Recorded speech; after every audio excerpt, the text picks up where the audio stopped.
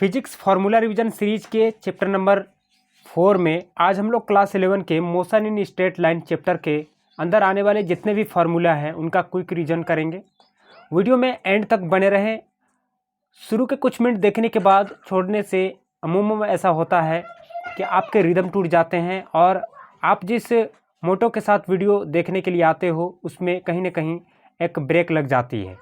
यहाँ पे पूरा देखने के बाद आप कैपेबल हो पाएंगे कि मोशन इन स्ट्रेट लाइन से हमारे द्वारा कितने इम्पोर्टेंट फार्मूला जो आपको याद है उनकी डिस्कशन की गई और जो छूट गए उनकी डिस्कशन नहीं की गई। तो ऐसे फार्मूला को आप हमें मेरे कमेंट बॉक्स में ज़रूर बताइएगा।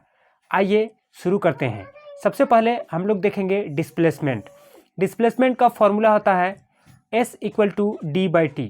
d distance and t time है। इसको कन्वर्ट करने पर t को बाहर ले लेते हैं। टाइम = डिस्प्लेसमेंट बाय डिस्टेंस होता है। ये बहुत ही पॉपुलर फार्मूला है जो कि 1D मोशन 2D मोशन में बहुत काम आता है।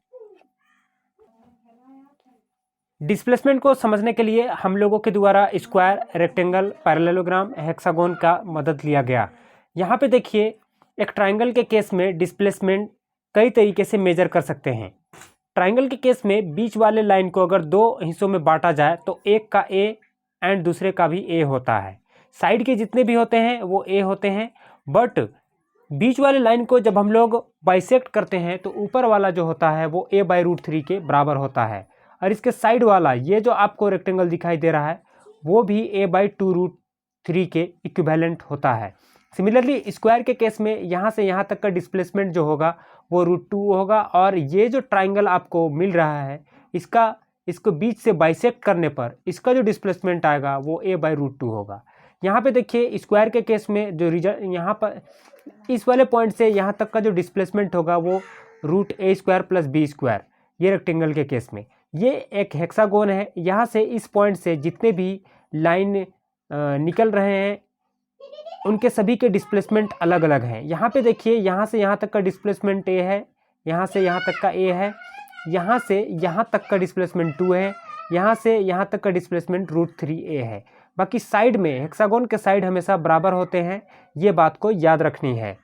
तो बेसिकली यहाँ पे डिस्प्लेसमेंट टॉपिक्स के अंदर इन सारी चीज़ों को इंसर्ट करने का एक ही पर्पस था कि वेक्टर वाले लॉ से रिलेट करते हुए हम लोग इन चीज़ों को आसानी से समझ सकते हैं कि डिस्प्लेसमेंट आखिर होती क्या है। डिस्प्लेसमेंट का फॉर्मूला S = d/t होता है।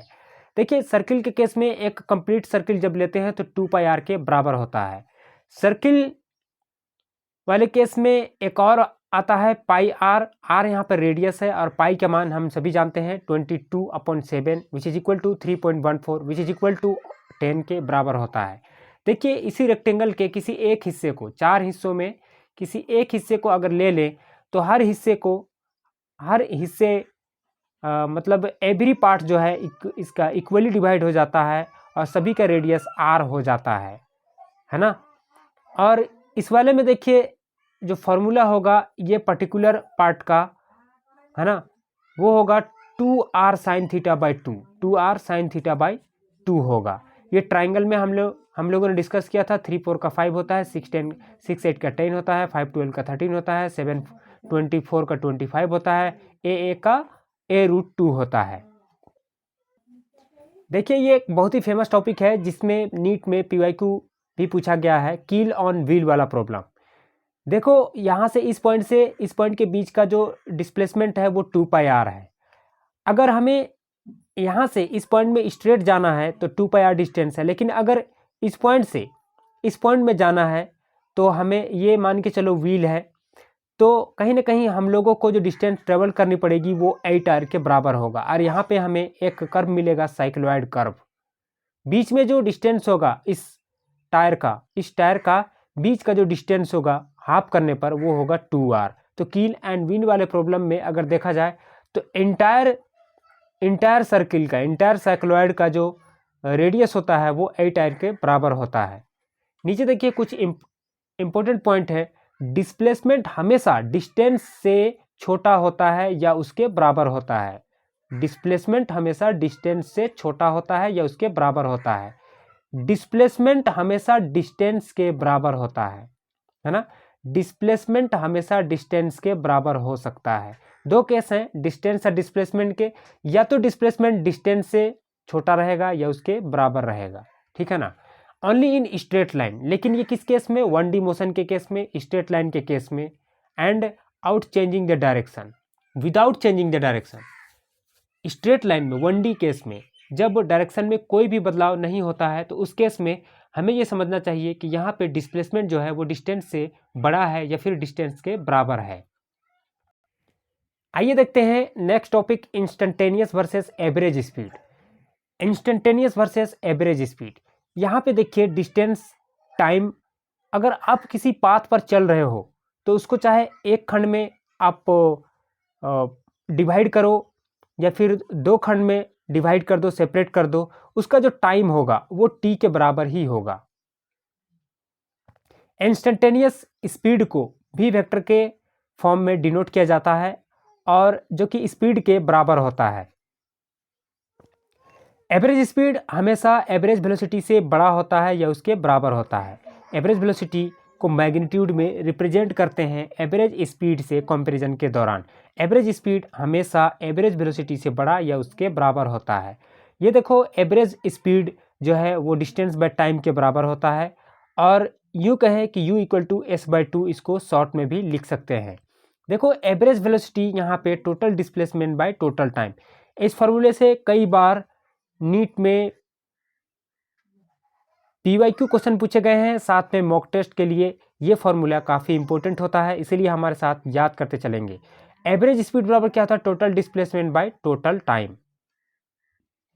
कुछ इंपॉर्टेंट केस हैं, जैसे सेम टाइम इंटरवल अगर दिया हुआ है तो ऐसे में एवरेज स्पीड जो है u1 + u2/2 के बराबर होगा, और अगर दो टाइम इंटरवल दिया हुआ है तो तीन स्पीड के साथ में तीन टाइम इंटरवल दिया है तो ऐसे केस में u1 + u2 + u3/3 होगा। अगर 4 रहेंगे तो u4 तक जाएगा और 4 से डिवाइड हो जाएगा। ये किस केस में, जब सेम टाइम रहेगा, टाइम मान के चलिए 2 सेकेंड 2 सेकेंड और स्पीड 10, 20, 12 इस प्रकार का दिया हुआ है, तब हम इस फार्मूला को यूज करते हैं। यहाँ पे देखिए सेम डिस्टेंस वाले केस में, ये सेम टाइम था, ये सेम डिस्टेंस था। सेम डिस्टेंस वाले केस में हाफ ऑफ द डिस्टेंस या रिटर्न ऑफ जर्नी, कैसे पहचान करेंगे कि ये सेम डिस्टेंस वाला क्वेश्चन है।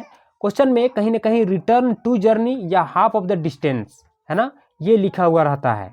यहाँ पे देखिए रिटर्न टू ट्रिप में अगर कोई x पॉइंट से शुरू किया चलना, a पॉइंट से चलना शुरू किया, b में गया, तो डिस्टेंस उसका x हाफ में x ही होगा, दूसरे हाफ में भी x ही होता है। यहाँ पे देखिए सेम डिस्टेंस के केस में ये बहुत ही इंपॉर्टेंट फार्मूला है। एवरेज स्पीड क्या होता है, 2u1 u2 divided by u1 + u2। Same distance के केस में एवरेज स्पीड क्या होता है, 2u1 u2 divided by u1 + u2।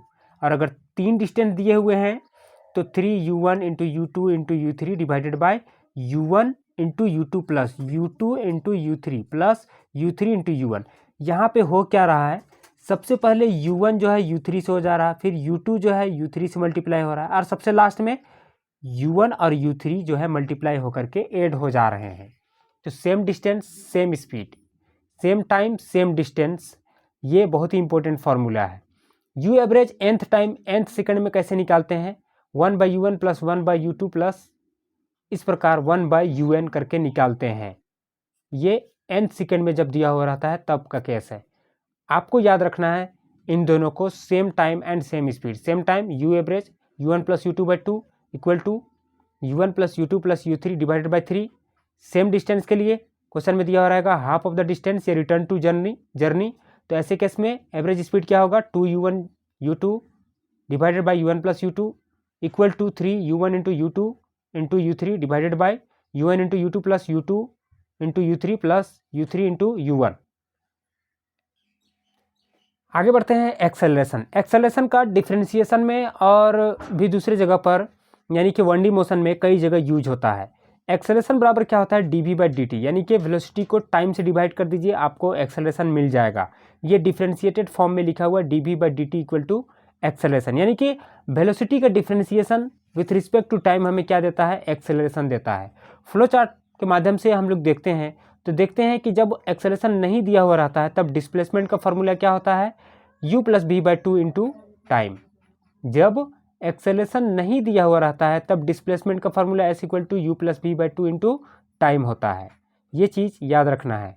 यहाँ पे देखिए इक्वेशन ऑफ मोशन के सबसे फेमस इक्वेशन में से कुछ इक्वेशन हैं, जिनमें से पहला है V square is equal to you square plus two S, आप सभी को याद ही होगा।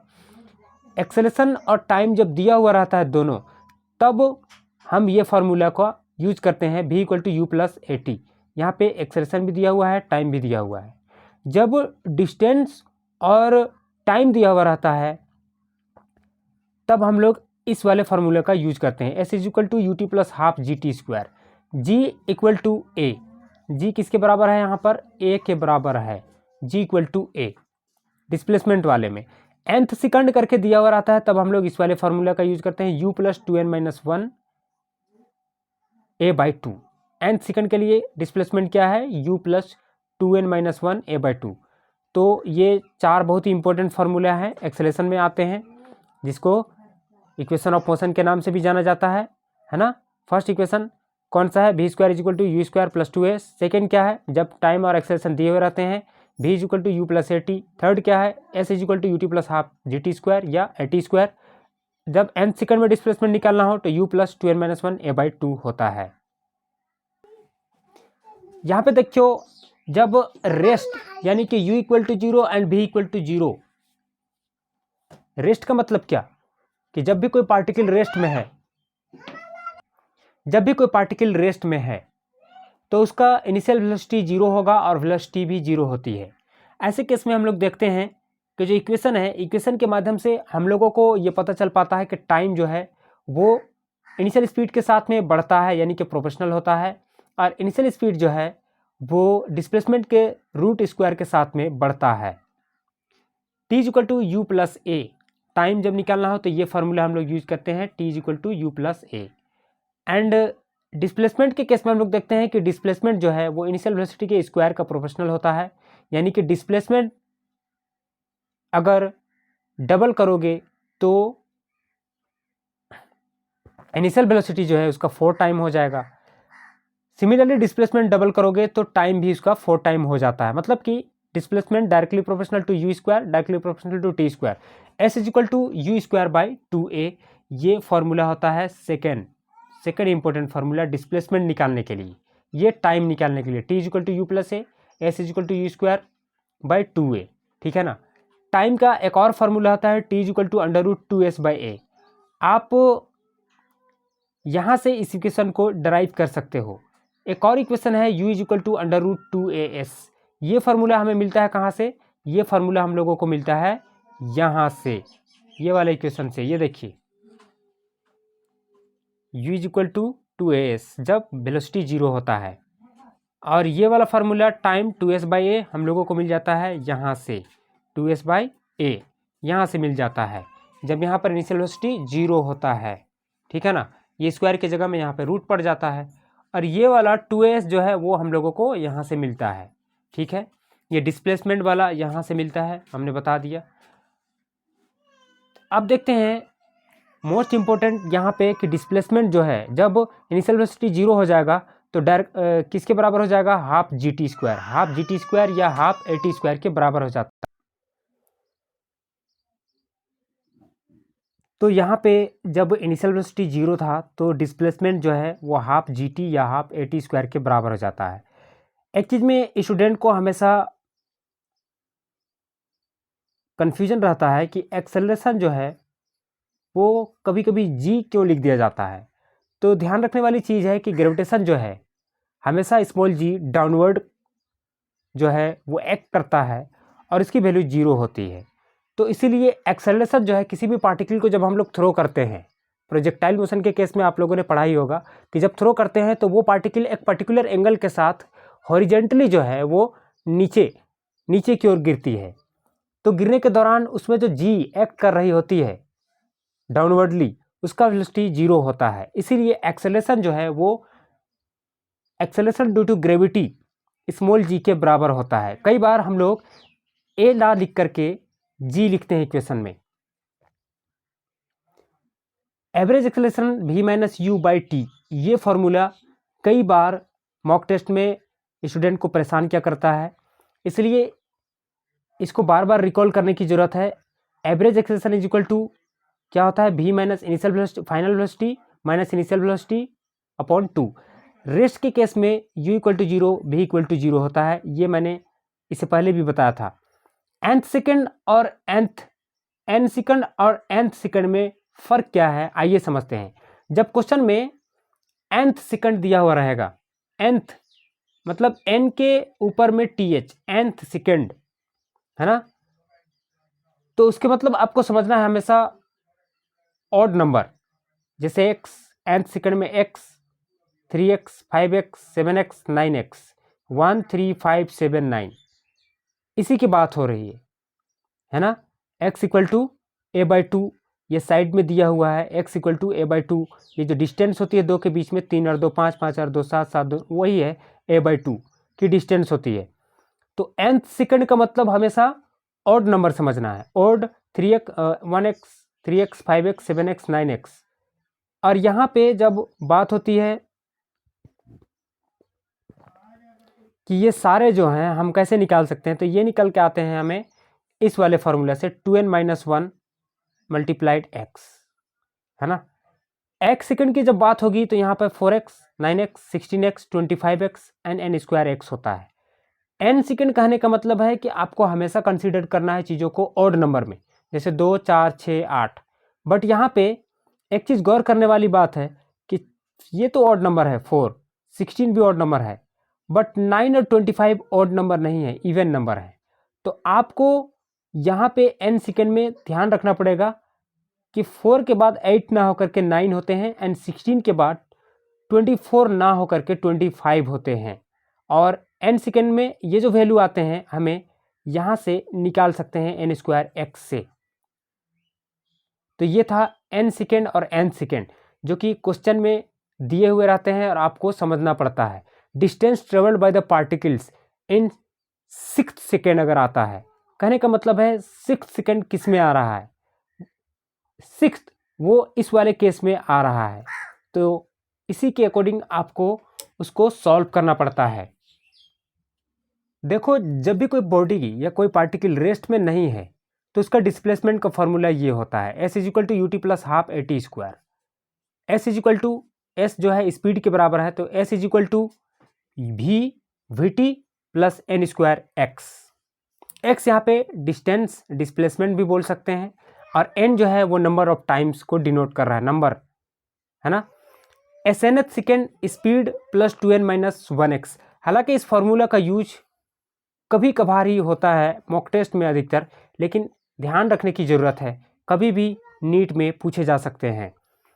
अब देखिए वेलोसिटी मिड जर्नी में, इस फॉर्मूले से नीट में कई बार डायरेक्ट क्वेश्चन पूछे गए हैं। मिड जर्नी में जो वेलोसिटी होती है under root U square plus V square by 2 होता है। मिड जर्नी में वेलोसिटी इन मिड जर्नी क्या होता है, which is equal to under root U square plus V square by 2।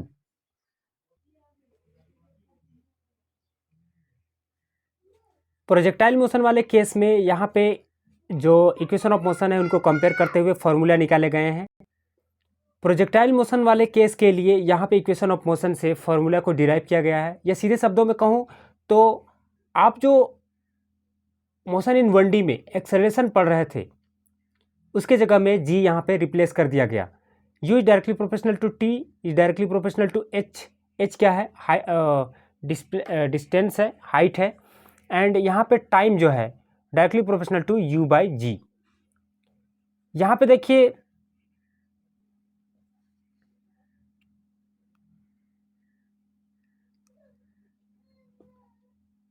Formula में क्या है, t equal to 2u by g है ना। वहाँ पे टी ए बाई क्या था, 2u बाई ए था, t equal to 2u by a था, तो यहाँ पे 2u बाई जी हो गया। t equal to under root 2h by g, यहाँ पे 2h बाई ए था, है ना। 2h, h किसके जगह में आ रहा है, s के जगह में आ रहा है, और यहाँ पे g किसके जगह में आ रहा है, a के जगह में आ रहा है। तो t equal to under root 2h by G and u equal to under root 2gh। ये डेरिवेशन थे जहाँ पे v को 0 मान लिया गया था, वेलोसिटी जो था वो 0, तो ये हमें निकल करके ये सारे फॉर्मूले आ जा रहे थे। याद करने की चीज़ें हैं, टी इज इक्वल टू क्या होता है, टी यू बाई जी, ये time. T is equal to under root 2h by g भी होता है जब हाइट दिया हुआ रहेगा। You is equal to 2gh होता है जब हाइट दिया हुआ रहेगा और आपको इनिशियल स्पीड दी हुई रहेगी। ये तीनों बहुत ही इंपॉर्टेंट फार्मूला है, याद रखना है। हाइट का होता है h is equal to half G T square, h equal to half G T square. Height का फॉर्मूला क्या होता है,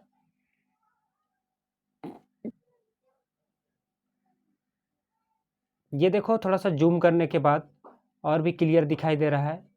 हाइट का फॉर्मूला होता है h is equal to half G T square which is equal to you square by 2g।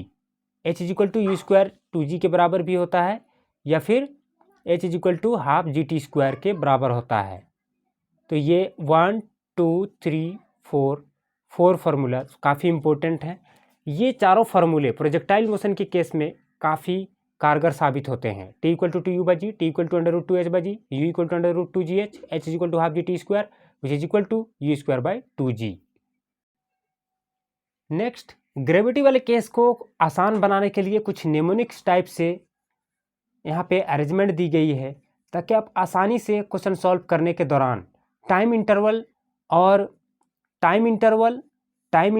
और distance को देखने के बाद आसानी से कुछ सेकंड में आंसर को निकाल सकते हो। सबसे पहले ये बात हम सभी जानते हैं कि स्मॉल जी की वैल्यू जो है वो 10 मीटर पर सेकेंड होता है। कहते हैं कि 10 का थप्पड़ 1 सेकंड में किसी को पड़ रहा होगा। यहाँ पे देखो nth सेकंड में दिया हुआ है कि हमने बताया था कि nth सेकंड में कोई भी पार्टिकल जब ट्रेवल करती है सेकंड में तो 5 मीटर, 20 मीटर, 45, 80, 125 एंड 180। आपको किसी भी कीमत पर इस सीरीज को याद रखना है। Distance travel in nth second 5, 20, 45, 80, 125 and 180, 5, 20, 45, 80, 125, 180 metre, ये मीटर में है। अगर क्वेश्चन में 5 मीटर पूछा है तो आंसर डेफिनेटली वहाँ पे 1 होगा। अगर 20 मीटर पूछा है तो 4x होगा। 45 मीटर दिया हुआ है क्वेश्चन में तो 9x में आंसर आएगा। 80 मीटर दिया हुआ है तो 16s में आएगा। डिस्प्लेसमेंट एंड ये क्या है, x जो है वो आपको डिस्प्लेसमेंट है ना वो दिखा रहा है और ये भी डिस्प्लेसमेंट ही है, बट ये किस में है, nth सेकंड में और ये n सेकंड में। यहाँ पे देखिए 25 अगर दिया हुआ है तो 125 की इक्विवेलेंट और 180 अगर दिया हुआ है 18 दूनी 36 ऐसे करके 18 2 36 होता है, ऐसे याद रखा जा सकता है। तो 36 के इक्विवेलेंट 36 उसका आंसर आएगा। याद रखना है 5, 5, 15, 25, 35, 45, 55 ये इस तरफ आएंगे। nth सेकंड के लिए ये दिया हुआ है। nth सेकंड मैंने आपको बताया था कि हमेशा ओड नंबर में आता है, इवन में नहीं, ओड में। 5, 15, 25, 35, 45, 55। गैप कितने का है, 10 का। ये देखो इधर क्वेश्चन में 10 मीटर में 20 मीटर 30, 40, 50, 60, 70 मतलब डिस्टेंस कितने का है, 10 का। जी की वैल्यू कितनी है, 10 की डिस्टेंस में। रिजल्ट आपके सामने है। क्वेश्चन में हमेशा इस चीज़ को ध्यान में रखना है कि 1x में 5 आता है, 4x में 20 आता है, 9x में 45 आता है, 16x में 80 मीटर आता है, 25x में 25x जो है वो 25 मीटर 125 मीटर के बराबर होता है और 36x जो है वो 180 मीटर के बराबर होता है। इन सभी को ड्राइव कर सकते हैं हम लोग n² मीटर से। n² मीटर से हम इनको निकाल सकते हैं। या nth सेकंड की बात करें, nth सेकंड की अगर बात करें तो हम लोग इसको 2n-1 और यहाँ पे 5 है, 2n-1 5 से निकाल सकते हैं। तो ये ट्रिक बस सिर्फ ध्यान रखना है ग्रेविटी वाले केस में कि a particle free falling motion में सेकंड दिया हुआ है तो 5, 20, 45, 80, 125, 180 ये सीरीज आपको हर हाल में याद रखनी है। अब आइए देखते हैं free falling motion under gravity के अंदर में कुछ थ्रोन वाले केसेस। थ्रोन वाले केसेस में ये फॉर्मूला बहुत ही पॉपुलर है। जब हाइट दिया हुआ रहता है और इनिशियल वेलोसिटी दी हुई रहती है टाइम के साथ में तो हमें जब इनिशियल वेलोसिटी दी हुई रहेगी और टाइम दिया हुआ रहेगा तो हाइट अगर निकालने को बोलेगा तब हम लोग इस्तेमाल करते हैं। यहाँ पे हाफ जी टी जो है इसी के वैल्यू के जगह में हम लोग 5, 20, 45, 80, 125, 180 मतलब 5, 20, 45, 80, 125, 180 का इस्तेमाल करते हैं। h equal to U T plus half G T square. यहाँ पे हाफ जी टी स्क्वायर जो है वो इक्विवेलेंट है 5, 20, 45, 80, 125, 180 के। देखिए जब एक हाइट में दो टाइम दिए हुए रहेंगे, कहने का मतलब है कि कोई पार्टिकल 5 सेकंड में, अगर 5 सेकंड में 20 मीटर की स्पीड से फॉल कर रहा है और नेक्स्ट 5 सेकंड में या फिर नेक्स्ट 4 सेकंड में 10 मीटर की स्पीड से फॉल कर रहा है, तो उसका टोटल स्पीड पूछ देगा या उसकी टोटल हाइट पूछ देगा। तो उस केस में जब दो हाइट दिए हुए रहेंगे, यहाँ पे मैंने टाइम के बारे में बताया, जब दो हाइट मतलब कि कोई भी मान के चलिए इलेक्ट्रिक पोल है और उसके दो हाइट दिए हुए हैं, एक 5 मीटर सेम पोल में, फिर 5 मीटर से नेक्स्ट जो है फिर 5 मीटर, तो दो हाइट अगर दिए हुए रहेंगे तो उस केस में क्या कौन सा फार्मूला यूज होगा, तो ये वाला यूज होगा। देखिए यहाँ पर u equal to half G multiplied by T1 plus T2 या h इक्वल टू हाफ, जब इसका इनिशियल वेलोसिटी निकालना हो तो ये वाला फार्मूला यूज करेंगे, एक हाइट टू टाइम में, वन हाइट टू टाइम यहाँ पे आपको दिख रहा है दो टाइम, यहाँ पर भी दो टाइम, और जब उसका हाइट निकालना हो तो ये वाला फार्मूला यूज करेंगे, u equal to half G T1 plus T2 and यहाँ पे h equal to half G T1 into T2। यहाँ पे देखिए ये हाइट है और टाइम, T1 से कोई स्पीड कोई वेलोसिटी कोई पार्टिकल को u स्पीड से थ्रो करते हैं h हाइट में, तो यहाँ पे फॉल कैसे करेगा ये देख सकते हैं आप, T1 टाइम के साथ में ये नीचे की ओर फॉल करता है। ये ड्रॉप वाला केस था, इसके लिए जो इक्वेशन था इसमें नीट में डायरेक्ट क्वेश्चन पूछे गए हैं, T0 equal to under root T1 into T2 होता है। कब? जब कोई पार्टिकल u के स्पीड से अपवर्डली थ्रो की जाती है टाइम T1 में h हाइट से तब, या टाइम T2 से h हाइट से तब, है ना। तो फॉर्मूला क्या होगा उसके लिए, T0 equal to under root T1 into T2। इसी के अंदर एक और इम्पोर्टेंट केस था कि जब नीचे से कोई पार्टिकल को हम लोग u के स्पीड से थ्रो नहीं करते, बल्कि उस पर्टिकुलर वॉल के ऊपर में कोई या फिर टावर के ऊपर में चढ़ करके किसी पार्टिकल को u के स्पीड से थ्रो किया जाता है, तब उसके लिए हाइट जो है ऐसे निकालते हैं, minus H equal to U T plus half G T square, minus H equal to U T plus half G T square. I hope आप लोगों को समझ में आ गई होगी। देखो नॉन यूनिफॉर्म मोशन वाले केस में कुछ बहुत ही इंपॉर्टेंट डिफरेंशिएशन के फॉर्मूला जो कि यूज होते हैं। यहाँ पे देखिए एक्सएन का डिफरेंशिएशन क्या होता है, n x to the power n minus one, one upon x n का डिफरेंशिएशन क्या होता है, minus n upon x to the power n plus one. यहाँ पे देखो रूट एक्स का डिफरेंशिएशन क्या होता है, 1/2 रूट एक्स का 1/2 रूट एक्स। इसी तरीके से एक्सएन का डिफरेंशिएशन क्या होता है, x to the power n plus one divided by n plus one. किसका differentiation, x to the power n का डिफरेंशिएशन क्या होता है, x to the power n plus one divided by n plus one. उसी तरीके से के का डिफरेंशिएशन हमेशा जीरो होता है। यहाँ पे देखो डबल डिफरेंशिएशन है, वेलोसिटी का डिफरेंशिएशन डिस्प्लेसमेंट होता है ना। वेलोसिटी का डिफरेंशिएशन जो है with respect to time acceleration देता है ना, v d v by d t, दो बार वेलोसिटी से डिफरेंशिएट किया। एक्सेलरेशन का इंटीग्रेशन जो है वो वेलोसिटी देता है and which is equal to v minus u, है ना। Velocity is equal to k root x and acceleration is equal to के स्क्वायर बाई टू के बराबर होता है। डिफरेंशिएशन के केस में देखिए कि यहाँ पर आपको दिख रहा होगा कि डिफरेंशिएशन में कुछ कंडीशन भी होते हैं जिनका हमें क्वेश्चन सॉल्व करने के दौरान ध्यान में रखना पड़ता है। जब टाइम दिया हुआ रहता है ना, और पहला केस जब टाइम दिया हुआ रहेगा, दूसरे केस में आपको कुछ कंडीशन का इस्तेमाल करना पड़ेगा टाइम को तलाशने के लिए, है ना। और तीसरा केस होता है कि जब टाइम दिया ही नहीं रहता है। तो यहाँ पे हम लोगों के लिए ये ट्रिक बहुत काम करती है कि टाइम जो है वो directly proportional to x to the power 1/n होता है, which is directly proportional to v to the power 1/n minus one. Time किसके प्रोपोर्शनल होता है, x to the power 1/n and which is also proportional to velocity का power 1/n minus one.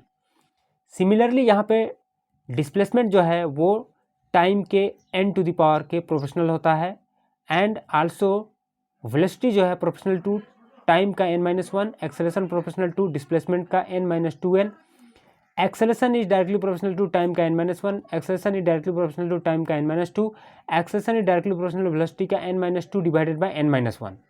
ये कुछ case हैं जहाँ पे हम लोगों को छोटे छोटे ट्रिक्स क्वेश्चन को सॉल्व करने में काफ़ी मददगार होते हैं और इन्हें ध्यान में रखना पड़ता है ना। x directly proportional to t to the power n, velocity directly proportional to t to the power n-1, acceleration directly proportional to x to the power n-1 n-2 by n, acceleration directly proportional to t to the power n-1, acceleration directly proportional to t to the power n-2, acceleration directly proportional to v to the power x-2 and n-2 divided by n-1। Motion in straight line में second last and most important topics है graph का। Graph से NEET 2024 को अगर छोड़ दिया जाए, विशेषकर मोशन इन 1D में, तो हर साल क्वेश्चन पूछे जाते हैं। ग्राफ में देखिए ऐसे ग्राफ जो कभी भी पॉसिबल नहीं है। अगर डिस्प्लेसमेंट है और टाइम के रिस्पेक्ट में, तो अगर लाइन अगर यहाँ से गुजर रही है ना, एक्स एक्सिस को काटते वाई एक्सिस को काटते हुए, एक्स एक्सिस को काटते हुए, तो ये ग्राफ कभी भी पॉसिबल नहीं है। ग्राफ के बीच में अगर आपको इस प्रकार से दिख रहा है और ये कटिंग है, तो ये पॉसिबल नहीं है। डिस्प्लेसमेंट डिस्टेंस जो है कभी भी समय के साथ नहीं घटता है, ये चीज़ भी ध्यान रखनी पड़ेगी, क्योंकि सिर्फ और सिर्फ पॉजिटिव होता है। कहने का मतलब है कि डिस्टेंस टाइम के साथ कभी भी घटता नहीं है, ये मतलब नेगेटिव नहीं हो सकता, हमेशा पॉजिटिव होता है, मतलब कि हमेशा इंक्रीज करता है। यहाँ पर देखो इस प्रकार का ग्राफ जब उल्टा कर्व देखोगे तो ये भी पॉसिबल नहीं है। Speed with respect to time में हम लोगों ने सीखा कि टाइम जो है वो बढ़ता है और घटता भी है, बट कभी भी नेगेटिव नहीं हो सकता। टाइम स्पीड के साथ में बढ़ता है एंड घटता भी है, बट कभी भी नेगेटिव नहीं हो सकता। ये ग्राफ तीन किस्म के थे जो पॉसिबल नहीं थे। एक तो ये कि गोल यहाँ पे सर्किल, हाफ सर्किल और यहाँ से गुजर रहा है, पॉसिबल नहीं है। यहाँ पे डिस्टेंस टाइम के साथ में कभी भी बढ़ नहीं सकता या कभी भी नेगेटिव नहीं हो सकता। तीसरे नंबर पे तीसरे नंबर पर आ रहा था कि स्पीड जो है कभी भी टाइम के साथ में नेगेटिव नहीं हो सकता, हाँ ज़रूर बढ़ सकता है, घट सकता है। उसके लिए ये ग्राफ कभी भी जो है अगर क्वेश्चन में दिखाई दे रहा है तो ये पॉसिबल नहीं है, क्रॉस का टिक लगेगा। देखिए पॉसिबल ग्राफ कौन कौन है। यहाँ distance displacement versus time graph. Rest में जब कोई पार्टिकल होती है तो ग्राफ इस तरीके से सीधा होता है। जब कोई पॉजिटिव स्लोप के साथ वेलोसिटी कांस्टेंट होती है तो ग्राफ ऊपर की ओर जा रहा है, किसमें, एक्स एक्सिस में। जब negative slope, velocity constant negative slope है तो ये इस प्रकार का स्लोप होता है। मतलब एक ग्राफ में तीन कंडीशन दिखाए गए हैं। एक तो रेस्ट के केस में, सेकंड वेलोसिटी कांस्टेंट होगा पॉजिटिव वाले में, थर्ड में जब वेलोसिटी कांस्टेंट होता है और नेगेटिव स्लोप होता है। तो यहाँ पे देखिए, यहाँ पर भी दो ग्राफ दिखाए गए हैं डिस्प्लेसमेंट वर्सेस टाइम के।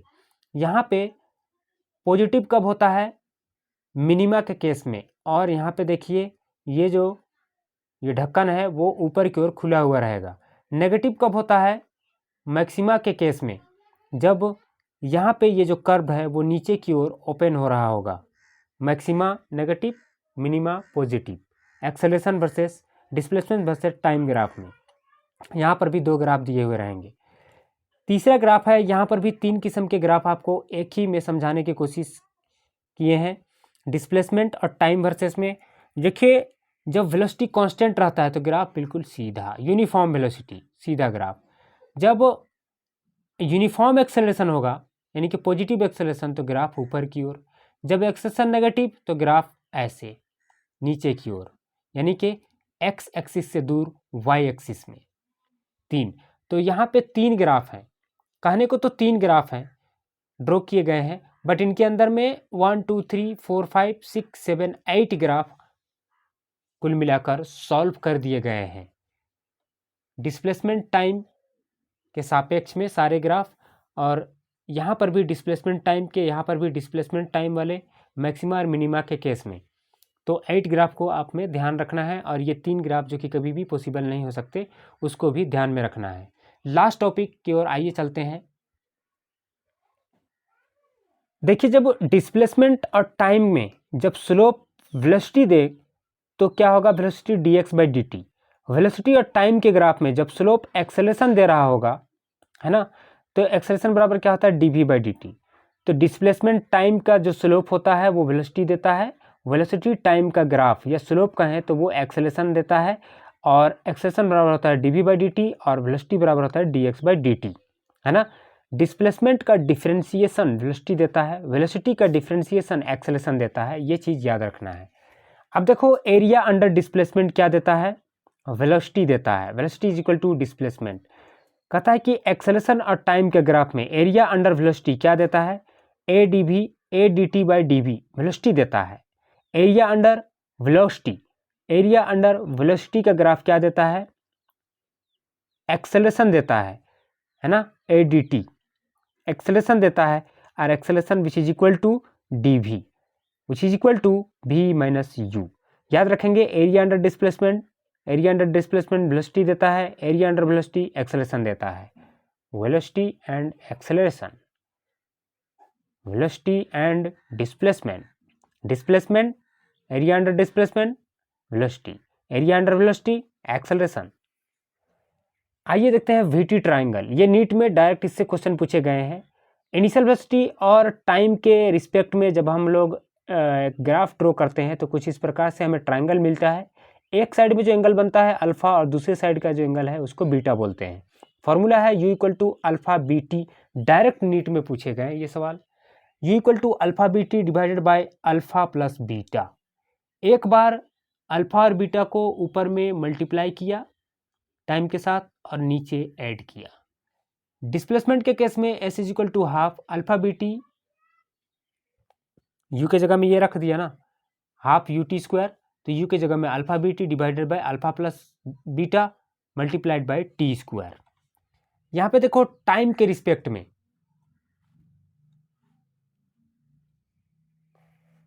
टाइम इक्वल टू क्या होता है, डिस्प्लेसमेंट बाय वेलोसिटी हम लोग जानते हैं। तो एवरेज एक्सेलरेशन क्या होता है, final speed minus initial speed divided by time, जिसको हम लोग d v by d t short में लिख सकते हैं। एवरेज एक्सेलरेशन बराबर क्या होता है, d v by d t. Average velocity बराबर क्या होता है, total displacement by total time. ये हम लोगों ने इस चैप्टर के शुरू में ही डिस्कस किया था। I hope motion in straight line के सारे फॉर्मूले आपको रिवाइज हो गए होंगे, और जिन लोगों को याद नहीं था रिकॉल हो गया होगा। इस फार्मूला को, इन सारे फार्मूलाज को याद रखने के लिए, रोज़ाना मेमोराइज करने के लिए, रिकॉल करने के लिए आप हमारी वीडियो को कम से कम 2-3 बार ज़रूर देखें, ताकि ये सारे फार्मूले आपको लर्न हो जाए और एग्ज़ाम बनाने के समय आपके दिमाग में क्लिक हो सके। आई होप ये वीडियो हमारी पसंद आई होगी। मिलते हैं अगले लेक्चर में, तब तक के लिए ऑल द बेस्ट।